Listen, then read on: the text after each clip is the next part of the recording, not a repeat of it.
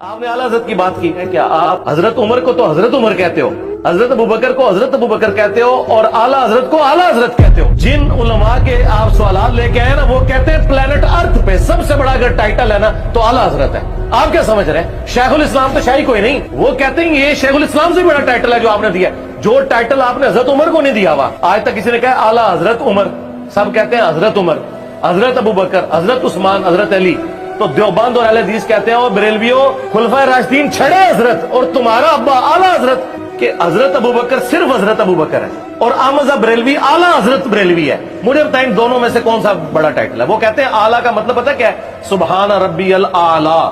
वो कहते हैं आला सबसे आला हजरत, सबसे आला हजरत हजरत उमर नहीं है, अबू बकर नहीं है, अहमद बरेलवी है। आप इस टाइटल को वैसे फेंक रहे हैं क्योंकि आप एक्सपेक्ट नहीं कर रहे थे कि मैं इतना बड़ा छक्का मार दूंगा आगे से कि वो प्लेनेट अर्थ से बाहर निकल जाएगा।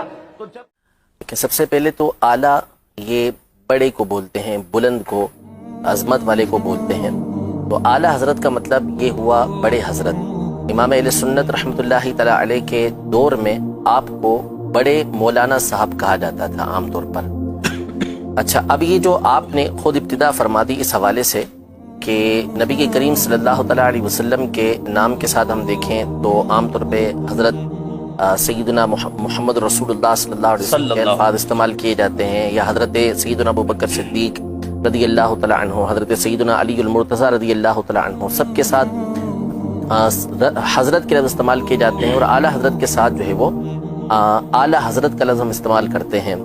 तो इस पर बाज़ लोग एतराज़ करते हैं कि आपने आला हजरत को ये सबसे बढ़ा दिया, यानी दीगर को तो आप फकत हजरत कह रहे हैं और जब इमाम अहले सुन्नत की बात आती है, इमाम अहमद रज़ा की बात आती है तो आप आला हजरत ये कहते हैं। तो ये गोया के आला हजरत को बढ़ा देना है, ठीक है। तो ये एतराज़ बिल्कुल बातिल है।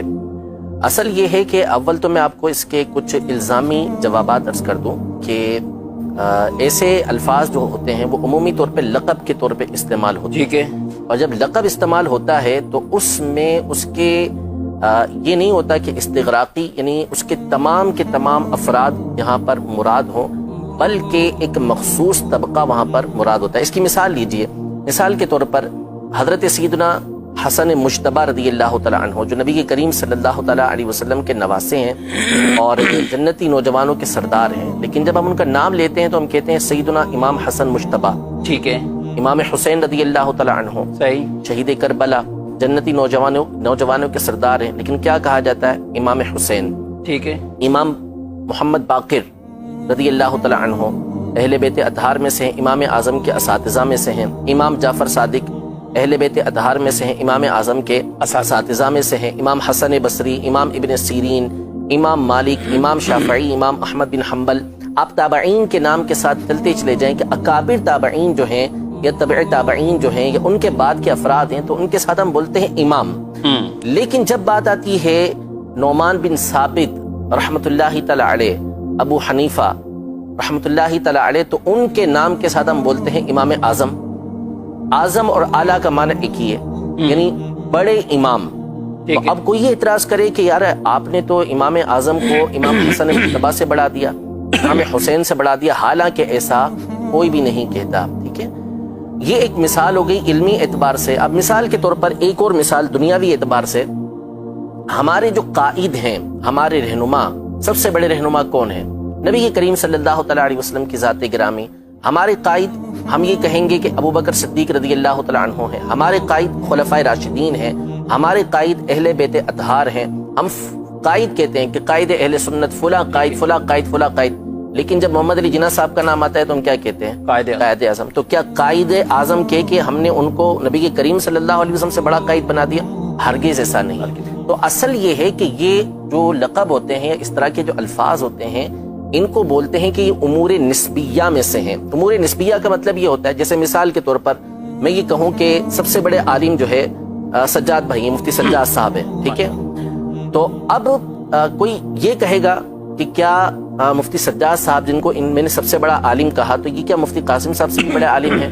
जाहिर सी बात है कि हम में से कोई भी नहीं कहेगा कि मुफ्ती कासिम साहब से बड़े आलिम हैं, बल्कि इसका मतलब क्या हुआ कि हम जो यहाँ पर अफराद मौजूद हैं, हम में सबसे बढ़कर इल्म के अंदर یہ ہیں.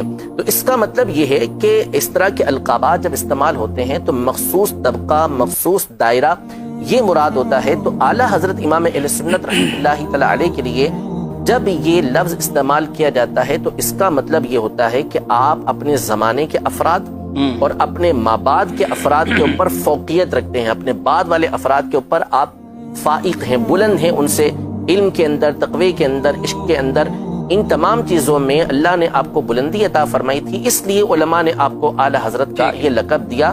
نعوذ باللہ اس کا مطلب یہ نہیں ہوتا کہ پچھلے جو بڑے بڑے اکابر گزرے ہیں ان کے اوپر اعلیٰ حضرت رحمۃ اللہ تعالی علیہ کو کوئی فوقیت دی جا رہی ہے. قرآن مجید فرقان حمید میں اللہ تبارک و تعالی ارشاد فرماتا ہے یرفع اللہ الذین آمنوا منکم والذین اوتوا العلم درجات، کہ اللہ تبارک و تعالی تم میں سے ان لوگوں کے درجات کو بلند کرتا ہے جو ایمان والے ہیں، بالخصوص ان کے درجات کو بلند کرتا ہے کہ جو علم والے ہیں.